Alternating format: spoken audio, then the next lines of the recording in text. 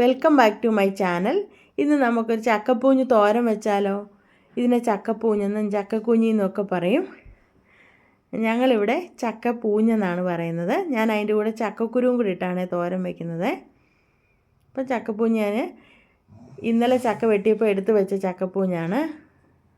അപ്പം നമുക്ക് ഇനി അതൊന്ന് അരിഞ്ഞെടുക്കണം. അപ്പോൾ ഞാൻ ഇന്നലെ എടുത്ത് വെച്ചതുകൊണ്ട് അതിൻ്റെ പുറത്തെ കളറൊക്കെ ഒന്ന് മാറിയിട്ടുണ്ട്. ഇനി നമുക്ക് അതിൻ്റെ ആ പുറം ഒന്ന് ചെറുതായിട്ടൊന്ന് ചെത്തിക്കളഞ്ഞിട്ട് എടുക്കാം. അപ്പോൾ നല്ല വൃത്തിയായിട്ടിരിക്കും. ഇതുപോലൊന്ന് ചെറുതായിട്ടൊന്ന് ചെത്തിക്കളയുക. കണ്ടോ, ഇങ്ങനെ ഇതുപോലെ. ഇത് നല്ല സോഫ്റ്റാണ്, പെട്ടെന്ന് തന്നെ ഇത് അങ്ങ് ചെത്താൻ പറ്റും കേട്ടോ. ഇത് കാണുന്ന പോലല്ല, ഒരുപാട് ഹാർഡൊന്നുമല്ല. ഇത് ചക്ക വെട്ടുമ്പം ചക്കയ്ക്കകത്ത് ഉള്ള ഒരു പൂഞ്ഞില്ലേ, അതാണേ. ചക്കയുടെ അരക്കൊക്കെ അങ്ങ് തുടച്ച് കളഞ്ഞിട്ട് അതെടുത്താൽ മതി. എന്നിട്ട് എല്ലാവരും ഇതുപോലെ ഒന്ന് എടുത്ത് ഒന്ന് തോരൻ വെച്ച് നോക്കണേ. അപ്പം ഞാൻ ചക്കപ്പൂഞ്ഞെല്ലാം ചെത്തി എടുത്ത് വെച്ചിട്ടുണ്ട്. ഇനി നമുക്ക് ചക്കക്കുരുവും കൂടെ ഒന്ന് പൊളിച്ചെടുക്കണം. ഇത് ഇന്നലെ വെട്ടിയ ചക്കയുടെ ചക്കക്കുരു ആയതുകൊണ്ട് പെട്ടെന്ന് തന്നെ പൊളിക്കാൻ പറ്റും. 2 ദിവസം കഴിഞ്ഞതാണെങ്കിൽ ഇത്തിരി പാടാണ് ചക്കക്കുരു പൊളിച്ചെടുക്കാനായിട്ട്. ഇതുപോലൊന്ന് പൊളിച്ചെടുക്കണം. ഇപ്പോൾ ചക്കക്കുരു എത്ര കൂടുതലിട്ടാലും അത്രയും നല്ലതാണ് കേട്ടോ. ഞാനിപ്പോൾ ഒരുപാട് കൂടുതലിടുന്നില്ല, പൊളിക്കാനൊക്കെ വലിയ പാടല്ലേ ചക്കക്കുരുവൊക്കെ, അതുകൊണ്ട് കുറച്ച് മാത്രമേ ഇടുന്നുള്ളൂ. ചക്കക്കുരുവും പൊളിച്ച് വെച്ചിട്ടുണ്ട്. ഇനി നമുക്ക് ഈ ചക്കക്കുരുവും ചക്കപ്പൂഞ്ഞും ഒന്ന് അരിഞ്ഞെടുക്കണം. ഇതുപോലൊന്ന് കീറിയതിന് ശേഷം ഇനി അതിൻ്റെ നടുവേ ഒന്നും കൂടെ ഒന്ന് ചെറുതായിട്ട് ഇതുപോലെ കീറി കൊടുത്തിട്ട് ചെറുതായിട്ട് ചെറിയ ചെറിയ കഷ്ണങ്ങളായിട്ട് നമ്മൾ അരിഞ്ഞെടുക്കണം. നമ്മൾ വാഴയ്ക്കായൊക്കെ തോരൻ വയ്ക്കാൻ അരിയത്തില്ലേ, അതേ വലിപ്പത്തിൽ അരിഞ്ഞെടുത്താൽ മതി. നീളത്തിൽ അരിയുമോയെന്ന് എനിക്കറിയില്ല, ഞാനങ്ങനെ വെച്ചിട്ടില്ല. ഞങ്ങൾ വയ്ക്കുന്നത് ഇങ്ങനെയാണ്. ഇനി നമുക്ക് അതെല്ലാം അരിഞ്ഞെടുത്ത് വയ്ക്കാം. ഞാൻ ചക്കപ്പൂഞ്ഞ് അരിഞ്ഞെടുത്ത് വെച്ചിട്ടുണ്ട്. ഇനി നമ്മുടെ ചക്കക്കുരുവും കൂടെ നമുക്കൊന്ന് അരിഞ്ഞെടുക്കണം. അതും അതുപോലെ രണ്ടായിട്ട് കീറിയിട്ട് ഒന്നും കൂടെ കുറുകെ കീറിയതിന് ശേഷം ഇതുപോലെ ചെറുതായിട്ടങ്ങ് അരിഞ്ഞാൽ മതിയേ. കണ്ടോ, ഇതുപോലെ അരിഞ്ഞെടുക്കണം. അരിഞ്ഞെടുത്തിട്ട് ഒന്ന് കഴുകിയെടുക്കാം. കഴുകിയില്ലെങ്കിലും കുഴപ്പമൊന്നുമില്ല, ഞാനൊന്ന് കഴുകിയെടുത്തിട്ടുണ്ട്. ഇനി നമുക്കൊരു അരപ്പ് തയ്യാറാക്കണം. അതിനായിട്ട് തേങ്ങ എടുത്ത് വെച്ചിട്ടുണ്ട്, മഞ്ഞൾപ്പൊടി, കറിവേപ്പില, പെരിഞ്ജീരകം, വെളുത്തുള്ളി, കാന്താരിമുളക്, ചിക്കൻ മസാല, ഗരം മസാല, മല്ലിപ്പൊടി, പിന്നെ തേങ്ങാക്കൊത്ത് എടുത്ത് വെച്ചിട്ടുണ്ട്. അത് നമുക്ക് വഴറ്റാൻ വേണ്ടിയിട്ടുള്ളതാണ്. ഇനി നമുക്ക് ഒരു ചട്ടിയൊക്കെ അടുപ്പത്ത് വയ്ക്കണം. ചട്ടിക്കകത്തേക്ക് നമുക്ക് ചൂടാകുമ്പോൾ എണ്ണ ഒഴിച്ചു കൊടുക്കാം. വെളിച്ചെണ്ണയാണ് ഒഴിച്ചു കൊടുക്കാം. അതിന് ശേഷം നമുക്ക് എണ്ണ ചൂടായി വന്നപ്പോൾ കടുക് ഇട്ട് കൊടുത്തിട്ടുണ്ട്. കടുകൊന്ന് പൊട്ടി വരുമ്പോൾ നമുക്ക് അതിനകത്തേക്ക് വറ്റൽമുളക് ഇട്ട് കൊടുക്കാം. വറ്റൽമുളക് ഇട്ടിട്ട് ഒന്ന് ഇളക്കി കൊടുക്കണം, അല്ലെങ്കിൽ ഒരു വശം കരിഞ്ഞു പോകും. ഇനി കറിവേപ്പില ഇട്ട് കൊടുക്കാം. കറിവേപ്പിലയും കൂടി ഇട്ട് കൊടുത്തിട്ടുണ്ട്. ഇട്ട് കൊടുത്തതിന് ശേഷം നമ്മൾ അരിഞ്ഞു വെച്ചിരിക്കുന്ന തേങ്ങാക്കൊത്തില്ലേ, അതും കൂടി ഇട്ട് കൊടുക്കാം. ഇട്ട് കൊടുത്തു.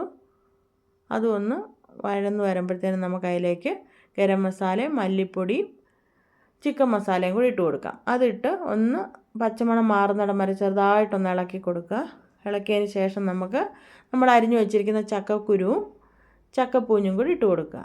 ഇട്ട് കൊടുത്തതിന് ശേഷം ഞാനൊരു 1/2 ടീസ്പൂൺ മഞ്ഞൾപ്പൊടി ഇടുന്നുണ്ട്. ഞാൻ തേങ്ങ അരപ്പിനകത്ത് മഞ്ഞൾപ്പൊടി ഇട്ടതുകൊണ്ടാണ് ഇതിനകത്ത് കുറച്ചിട്ടത്. പിന്നെ ഒരു 1/2 ടീസ്പൂൺ ഉപ്പും കൂടി ഇട്ട് കൊടുത്തു. ഇനി നന്നായിട്ട് ഇളക്കി കൊടുക്കുക. നല്ലതുപോലെ ഇളക്കിയതിന് ശേഷം നമുക്ക് ഇതിനകത്തേക്ക് ഒരു 3/4 ഗ്ലാസ് വെള്ളം കൂടെ ഒഴിച്ചു കൊടുക്കാമേ. ഒന്ന് വേകാനായിട്ട് ഒഴിച്ചു കൊടുത്തിട്ടുണ്ട്. ഒന്നും കൂടെ ഇളക്കിയതിന് ശേഷം നമുക്ക് ഇനി കണ്ടോ, നല്ലതുപോലെ ഇളക്കി കൊടുക്കണേ. ആ ഉപ്പൊക്കെ ഒന്ന് എല്ലായിടത്തും ഒന്ന് ആകാൻ വേണ്ടിയിട്ടാണ്. ഒന്ന് ഇളക്കിയതിന് ശേഷം നമുക്കിനി ഒരു മൂടിയെടുത്തൊന്ന് അടച്ചു കൊടുക്കാം. ഇതവിടെ ഇരുന്നൊന്ന് വേകട്ടെ. ഒരു 5 മിനിറ്റ് ശേഷം നമുക്കൊന്ന് തുറന്ന് നോക്കാം. തുറന്ന് നോക്കി ഇനി നമുക്ക് അരപ്പ് തയ്യാറാക്കണം. അതിനിടെ ഞാൻ പെരിഞ്ജീരകം ഇട്ട് കൊടുത്തു, വെളുത്തുള്ളി, കാന്താരിമുളക്. ഇനി നമുക്ക് തേങ്ങ ഇട്ട് കൊടുക്കാം.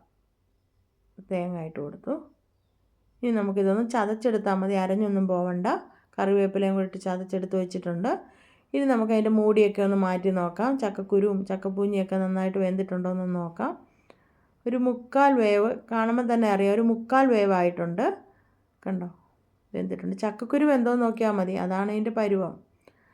ഇനി നമുക്ക് എന്ത് ചെയ്യാമെന്നറിയാമോ, അരപ്പില്ലേ, നമ്മൾ അരച്ച് വെച്ചിരിക്കുന്ന അരപ്പും കൂടി അതിലേക്ക് ഇട്ടുകൊണ്ട് ഒന്ന് തട്ടിപ്പൊത്തി വെച്ച് ഒരു ലേശം വെള്ളവും കൂടി ഒഴിച്ചു കൊടുക്കാം. അപ്പോഴത്തേനും അരപ്പും വെന്ത് കിട്ടും. നമ്മുടെ മുക്കാൽ വേവായ ചക്കപ്പൂഞ്ഞും ചക്കക്കുരുവും കൂടെ പരുവത്തിന് വെന്ത് കിട്ടും. കണ്ടോ, ഒരു അര ഗ്ലാസ് വെള്ളം കൂടെ ഒഴിച്ച് കൊടുത്തു. ഇനി നമുക്ക് ഇതൊന്ന് അടച്ച് വെച്ച് വേവിക്കാം. ഒന്ന് തട്ടിപ്പൊത്തി വയ്ക്കണം, ഇളക്കരുത്. ഒന്ന് തട്ടിപ്പൊത്തി വെച്ച് കൊടുത്താൽ മതി. അരപ്പെല്ലാം ഒന്ന് വേകാനാണ്. ഇനി ഒന്ന് അടച്ച് കൊടുക്കാം. അടച്ചിട്ടുണ്ട്.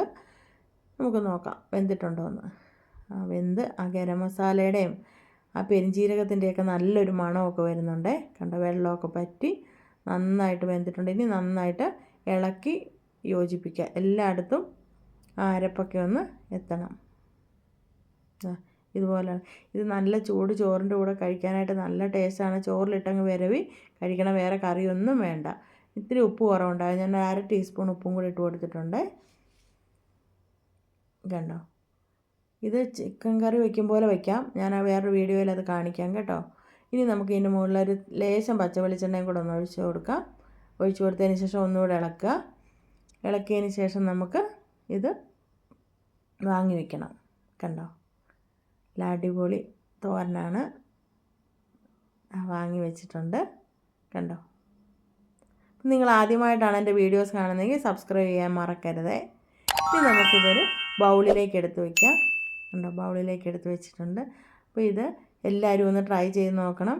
വിഷമില്ലാത്ത സാധനമാണ്, ഒരുപാട് ഫൈബറൊക്കെ അടങ്ങിയിട്ടുള്ള ഇതാണ് ചക്കയിലും ചക്കപ്പൂഞ്ഞിലും ചക്കക്കുരുവിലും ഒക്കെ. അപ്പം ഈ ചക്കയൊന്നും കിട്ടി ആരും കളയരുത്.